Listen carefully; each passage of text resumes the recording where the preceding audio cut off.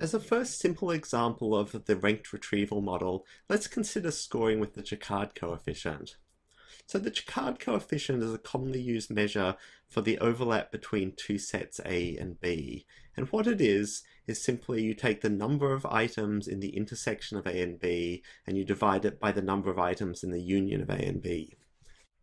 And so if we take the Jaccard coefficient of a set with itself, then the set has some size, and then that size will be also the size of the intersection, the union, and so the ratio will be 1 and the Jaccard coefficient is 1.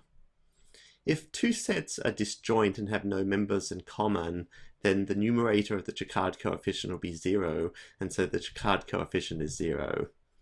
Now the two sets don't have to be the same size, but you should be able to see that the Jaccard coefficient will always assign a number between 0 and 1, because at most the intersection can be as large as the union. So suppose we decide to make the query document match score the Jaccard coefficient computed for the sets of words that the two documents contain.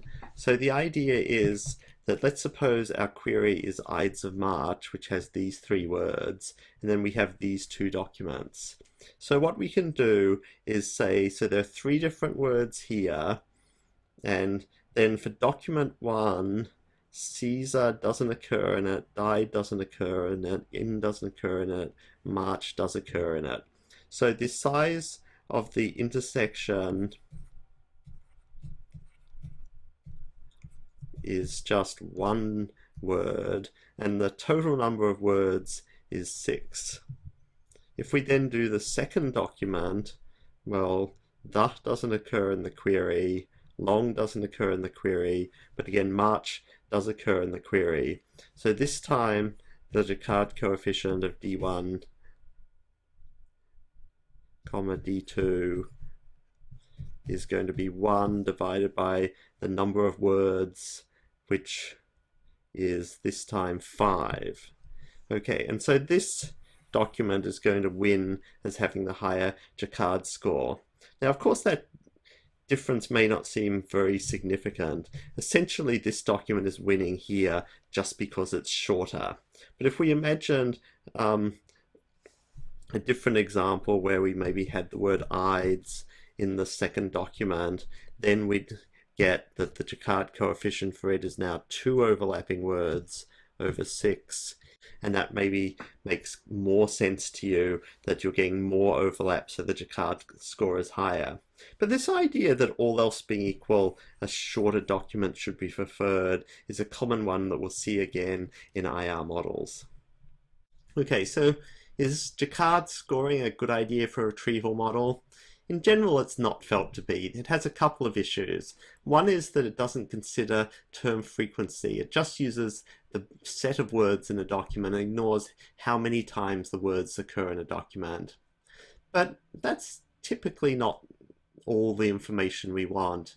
And we'll look at models in a minute that do deal with term frequency. There's also a second finer point, which is that rare terms in a collection are more informative than frequent terms when evaluating a query, and that's something that we'll also want to factor into our models.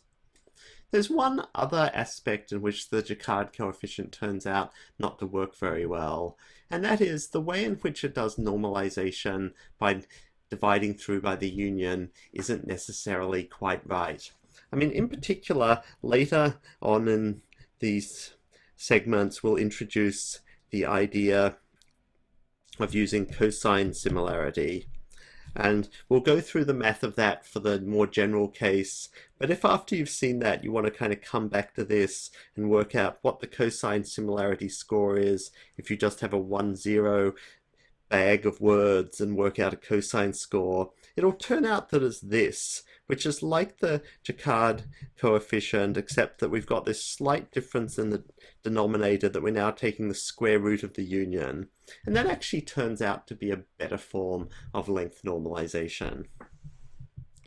Okay, so I introduced the Jaccard coefficient just as a very simple example of a ranked retrieval model, but I hope it was also a way to show some of the issues that we need to deal with in a good retrieval model, how to factor in the frequency of terms, the rareness of words, and how to normalize the score for different document lengths.